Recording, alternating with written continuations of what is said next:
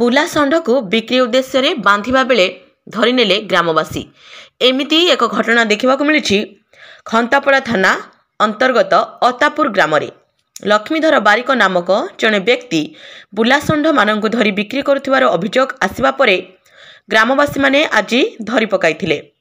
ଗ୍ରାମବାସୀମାନେ ତାଙ୍କୁ ପଚରାଉଚରା କରିବାରୁ ସେ ଜାଗାରୁ ଚମ୍ପଟ ମାରି ପଳାଇଥିଲେ।